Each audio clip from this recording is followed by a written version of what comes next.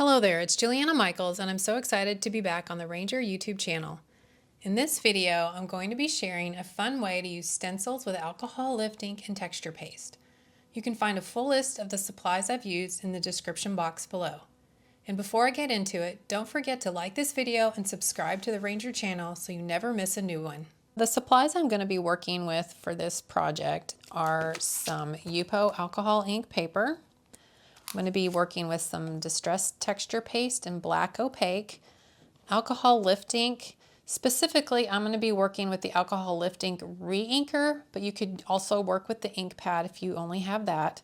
And I'm going to be using some alcohol ink, and the colors I have here are Wild Plum and Laguna. I'm going to be using an air blower, a palette knife, a little foam sponge dauber, and a long paintbrush that you could do splatters with.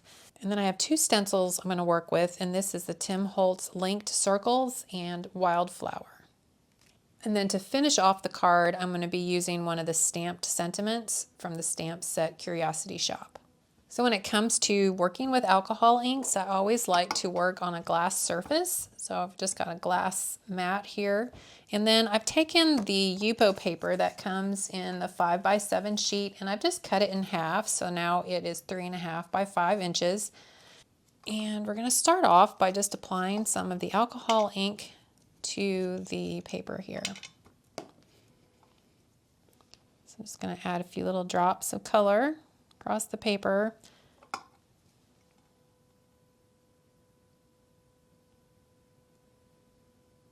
And then I'm going to be working with some isopropyl alcohol and 91%, and I'm just going to liberally apply that to the paper here. So I have enough alcohol to really kind of blend and work together with those alcohol inks.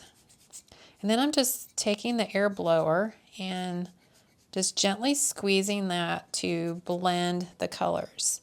And I'm going to add a little bit more here.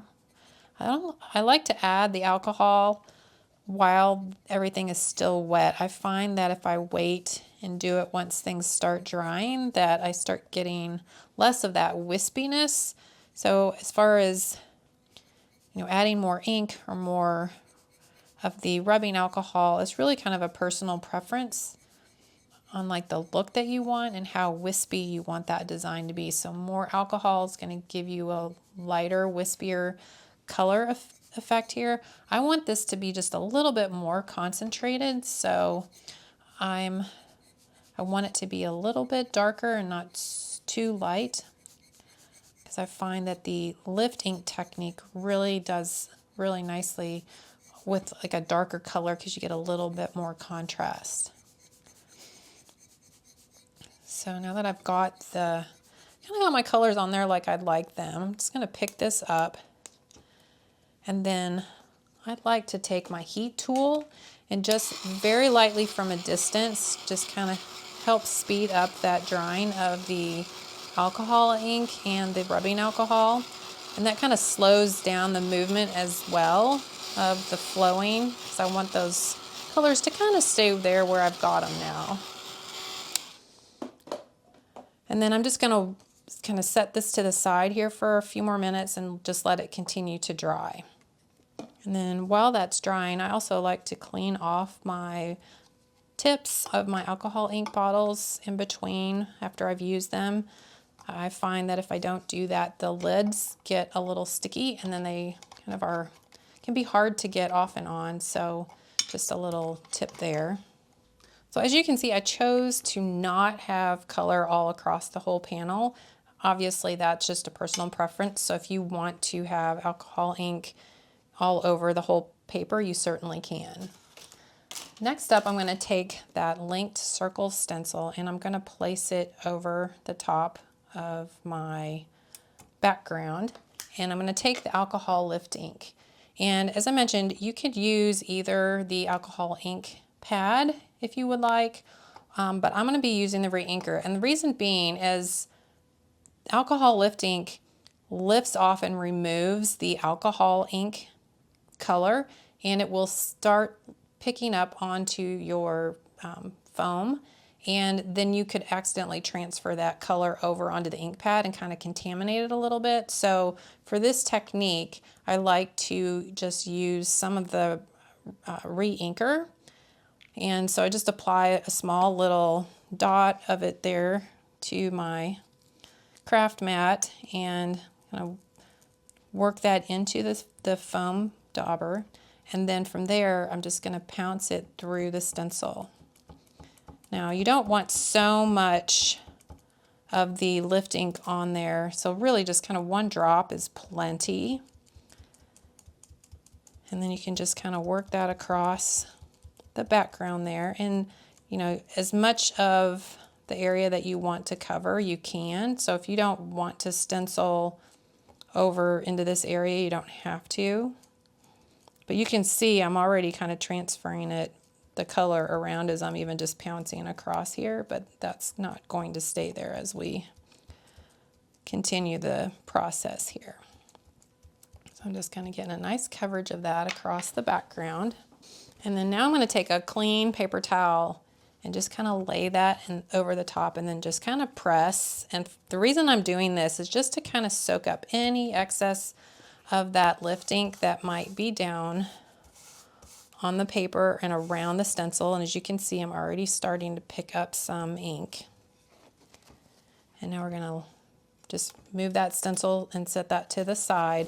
And you can already see what's happening here, and that there's some magic happening with the ink.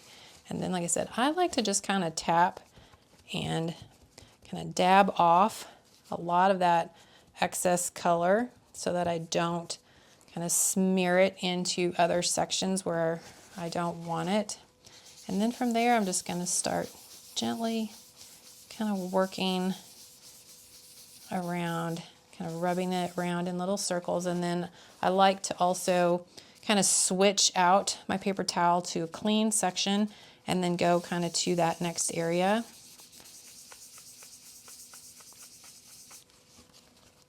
And then just kind of keep working that around the background there. And you can see as that ink's being lifted and removed, you're revealing a really cool kind of ghosted, almost like faux bleach effect that I think is just beautiful.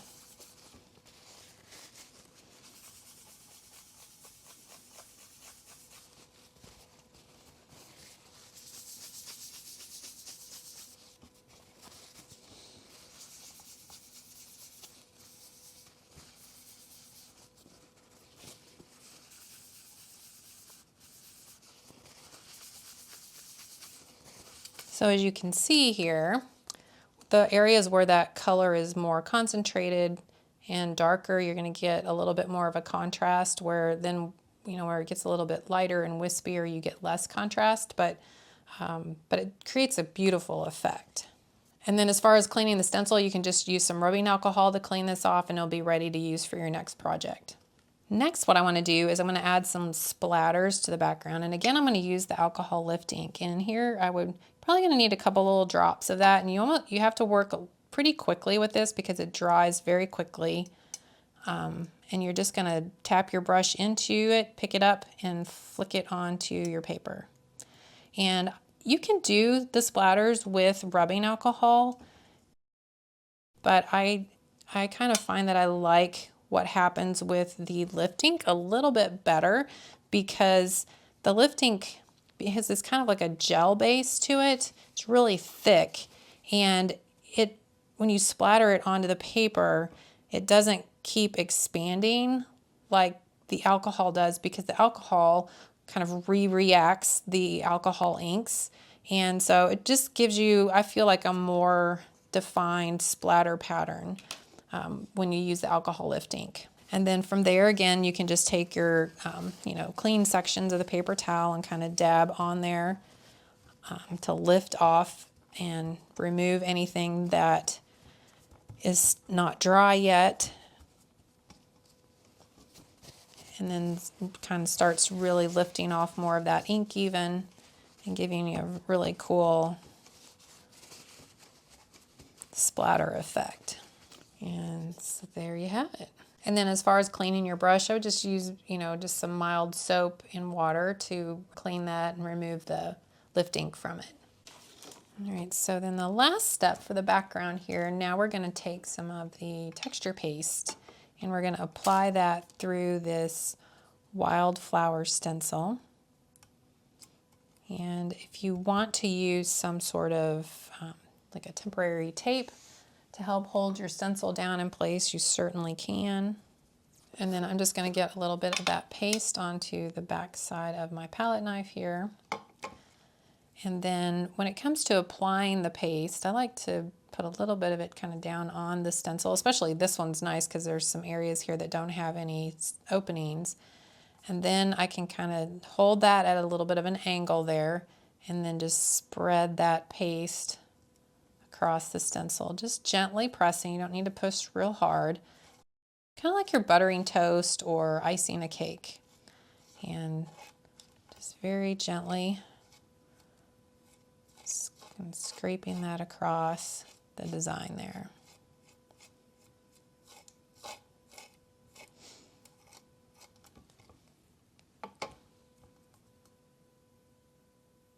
And then I kind of like to work kind of in the direction of the design. So like these longer lines, you kind of want to run along them instead of rubbing this way. You're less likely to get the paste under the stencil and keep it, just on top and then getting into the openings there.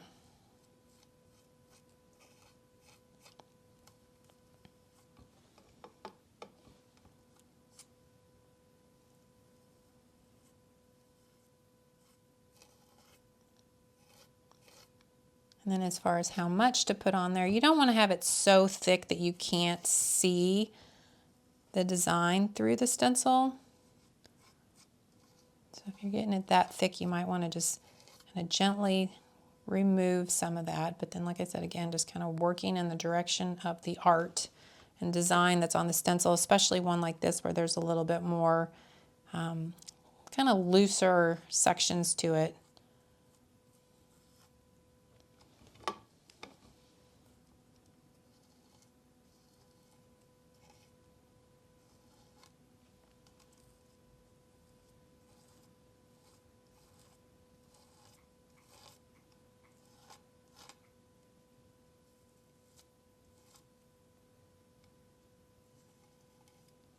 Okay.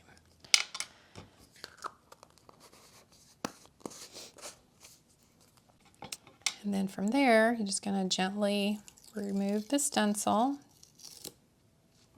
and reveal your design. And then as far as the stencil goes, you just want to get this into some water so that you can wash it quickly before the paste dries on the stencil. And then from there, you're just going to set this to the side and let that paste dry. Here's a look at the finished card with the alcohol ink background and the alcohol lift ink technique through the stencil, along with the alcohol lift ink splatters, and then the texture paste. Thanks so much for watching. I hope you enjoyed seeing how this background came together, and don't forget you can find a list of the supplies in the description box below. Until next time, happy crafting!